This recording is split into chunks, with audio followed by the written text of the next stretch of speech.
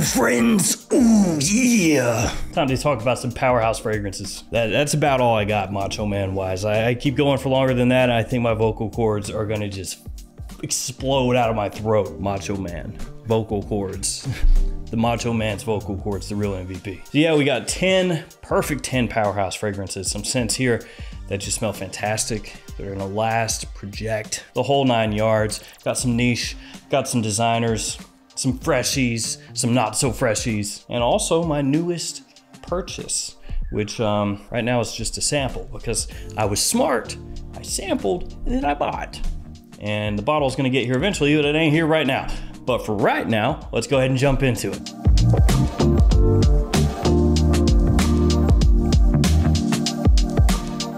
Hey guys, you know the drill. These are gonna be linked down below in the description. And I will remind you that if you shop at luckyscent.com from the beginning of April to the end of June this year, use the code GENTS2023 for 10% off your order. If you would rather shop at maxaroma.com or twistedlily.com, that's okay too. And at those websites, you can use the code GENTS10 for 10% off your order. All right, let's do it. The first one is from Big Tommy F. Big Tommy F. He would punch me in the face, I bet. Or actually, no, he would look at me disgustedly and push his glasses up and just be like, pfft. Tom Ford. The fragrance is ombre leather. This stuff is just friggin' awesome. It smells really, really, really good. It's like the fragrance that is standing on the shoulders of Tuscan leather.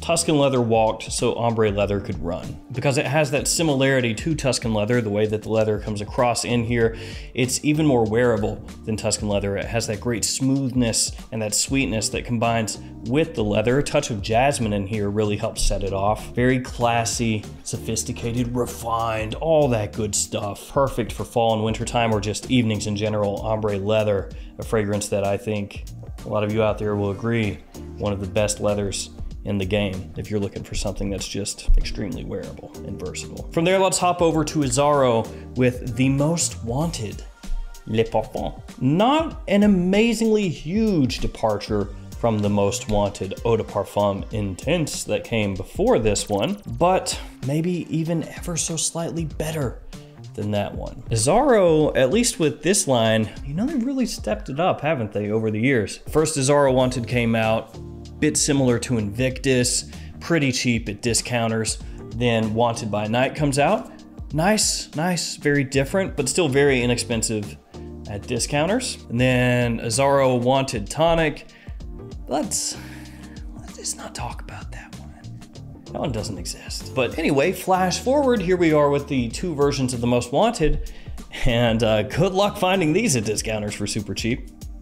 You can find them at discounters sometimes, but they're still gonna be around $90 and they'll sell out like that. Officially, I think 3 notes here, ginger, woods, and vanilla, but it does have a definite fruity kind of sweetness off the top. Some people compare it to the smell of grapes, actually, like grapes mixed with ginger, which is an interesting combo. Don't really see that. I feel like Azzaro missed a good selling point there. They should have put grapes in the note breakdown, if for no other reason than just to be like, we got grapes here. I don't see you with any grapes in your fragrance. This one, very approachable, huge compliment puller. It has that sweetness, that gourmand warm sweetness that you find in a number of men's fragrances being released nowadays. But I would say the Most Wanted Parfum might be one of the absolute best at doing that. This is one of the tops. All right, next fragrance is, to some people, not gonna be a true powerhouse scent in the sense that it doesn't project as heavily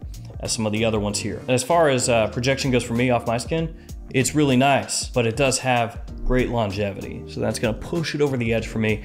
And this one, I would say, is the classiest of the bunch of everything we're gonna talk about. It is from Creed, and it is Royal Oud.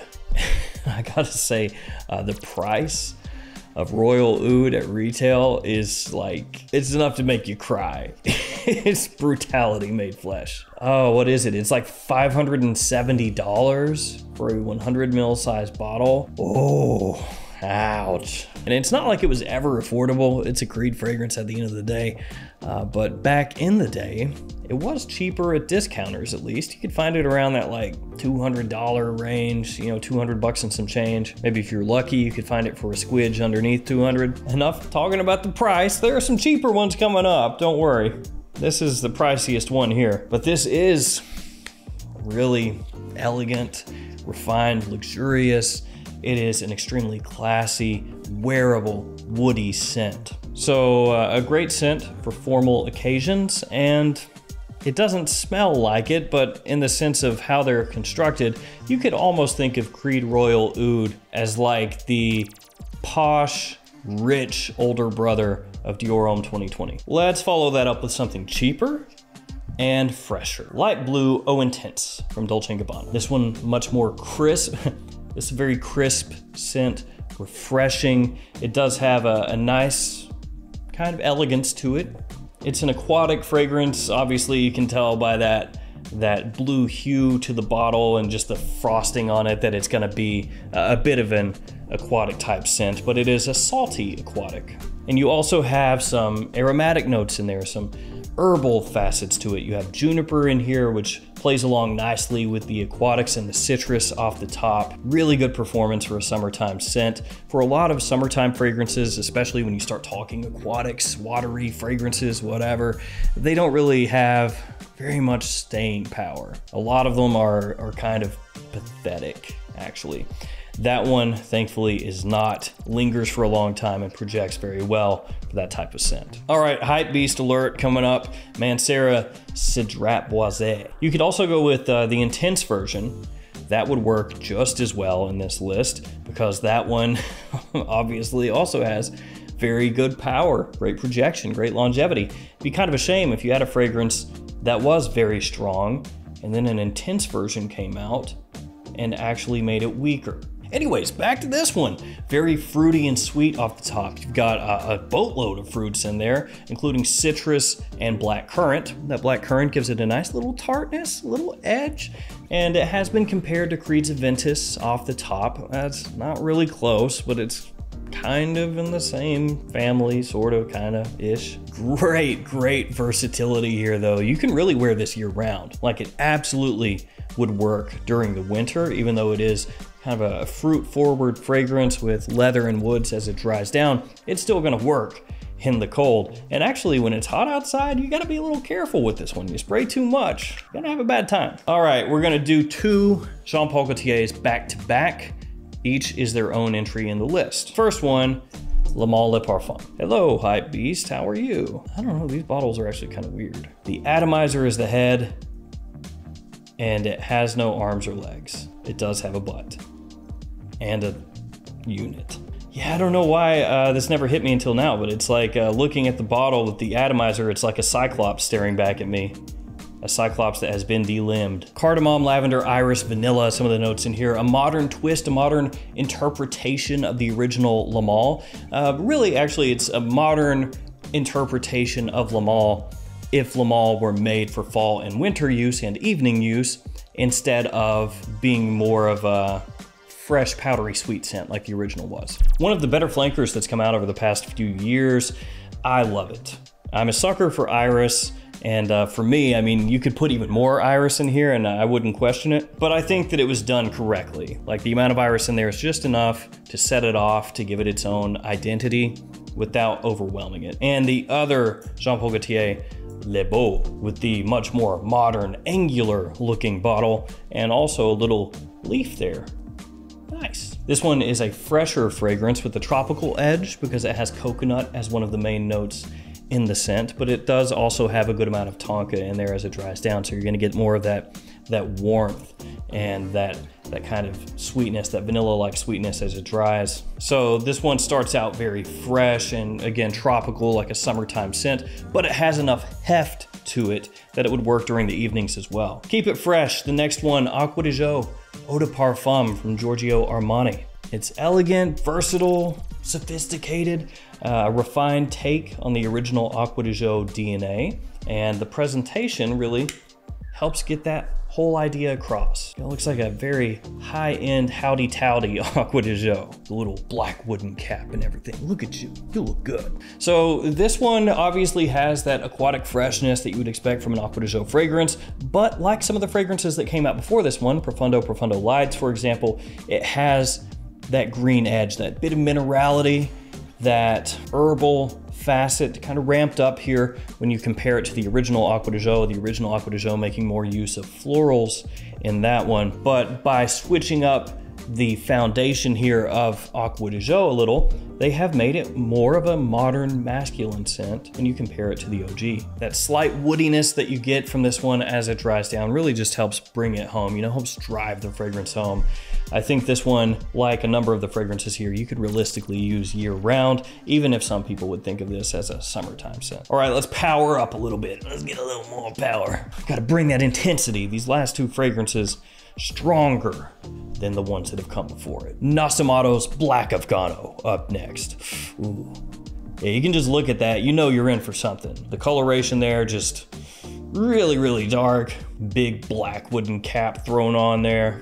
Yeah, like you can't even spray your clothing with this. Or I mean, I guess you could, but if you're wearing something white, then that might stain. It's a Nasomatto, so aren't really any official notes on this one, but people agree that it has cannabis as one of the notes in there, or I should say, most people agree. Not everybody agrees on anything. Who am I kidding? Also oud, like this woodiness in here, even tobacco, some people would say. This will make a statement. This is very strong. As I said, will absolutely leave a lasting impression on anybody that smells it. It has a great dark woodiness to it. I mean, even a tinge of sweetness in there, but it's not sweet like any of these other ones. Now, I know I've said, you know, it's very strong, it's potentially off-putting, you know, it's a beast, but don't let that fool you. This is wearable. Do you have to wear it with confidence? Yes. Is it going to appeal to people who have never delved into niche at all? Probably not, no. But it will definitely have you standing out versus what most people are wearing out there. And if you pair that up with the correct outfit at the correct time, you're gonna be smelling amazing. All right, last fragrance. This is the one that I purchased, but I just have the sample here. And you would not believe that I had not actually tried this until recently. Yeah, it's from By Kilian.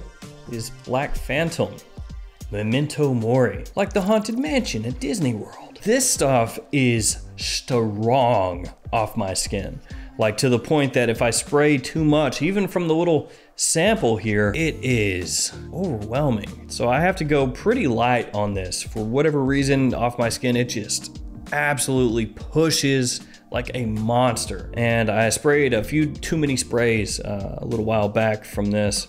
I could feel it like behind my eyeballs. It felt like there was like a gremlin inside my head trying to push my eyeballs out of their sockets.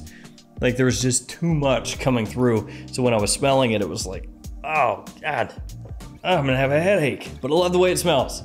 Love the way it smells. Rum, coffee, caramel, sandalwood. Officially, my little sample here also says it has the note of cyanide. So maybe that's what it was. Maybe it's a cyanide, but it smells fantastic. The coffee in there is really well done, mixing together with a pungent, powerful, boozy rum note. Quite sweet, yeah, but it does have like this bitterness that kind of offsets the sweetness a bit. I find it really well done. I like it a bunch, but like I said, very strong. So a 50 ml bottle of that is gonna last me until the end of time. I mean, even if I didn't have all these, it would still last me forever. So there we go, 10 perfect, 10 powerhouse fragrances. They run the gamut. Some of these more strong, more powerful than others, some fresher, some darker, but all of these, I think, great in their own right, but I think that they do what they were made to do very well. Thank you guys for hanging with me. Stay safe out there. I will see you tomorrow with another fragrance video. See you guys later.